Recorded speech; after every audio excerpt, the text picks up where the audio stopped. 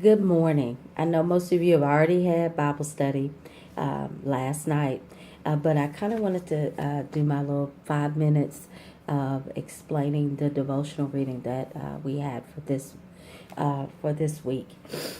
The title of the lesson is A Hymn of Exhortation to the Creator. And the devotional reading is coming from 1 Corinthians 11, the 11th chapter, verses 2 through 16.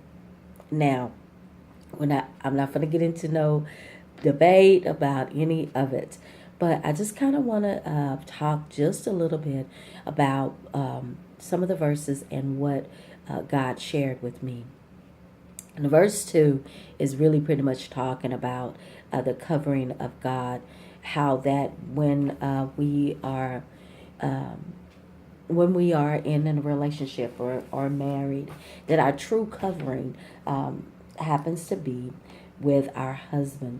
And so it talks about that deal with the covering being the husband, and for us, for the female. And then it talks about Christ being the head of the man, and it, like in verse 3, it talks about Christ is the head of the man, and the man is the head of the woman, and God is the head of Christ, and we know that God and Christ are the same. So basically, it is, to me, when I read these verses, I'm thinking about the responsibility.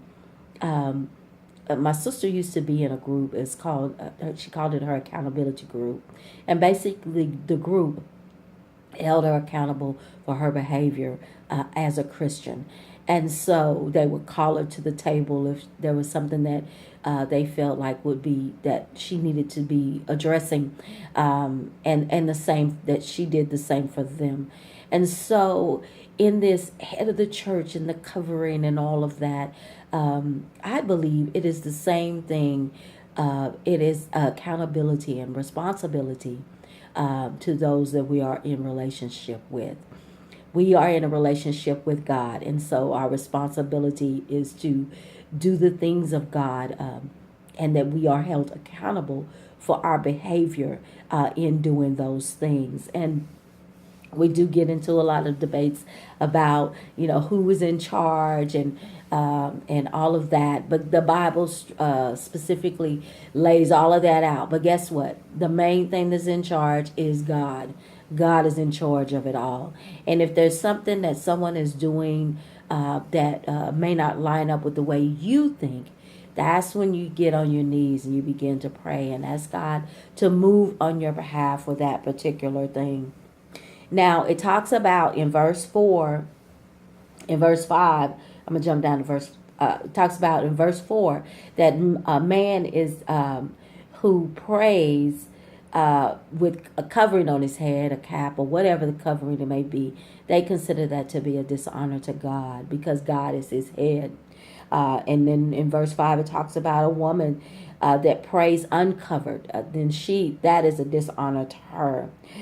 In verse 6, it says that we shouldn't lust after evil things. Then it begins to go into other things other than just the covering of the covering part of it. Like I said, that is part of the responsibility that we have toward God and toward the relationships that we have, that God has allowed us to have. And then it talks about, not lusting. It talks about not being adulterous, not fornicating, not murmuring or complaining. We know what happened when the children of Israel did that in the wilderness, and that our lives should be an example to those around us. It talks about, God delivered the children of Israel time and time again, and they continue to tempt God. So don't tempt God, and that basically that our covering is really, it is God. Now, how he puts it together, whether it's through the husband or whether we are directly covered by him, that our responsibility is to God and to God alone, and that our behavior, we must watch our behavior when it comes to others, whether it's the covering of the man, whether it's the covering of the woman. Make sure that you are doing what God has called you to do, and that you're doing it in a way that brings God honor. All right, until next time.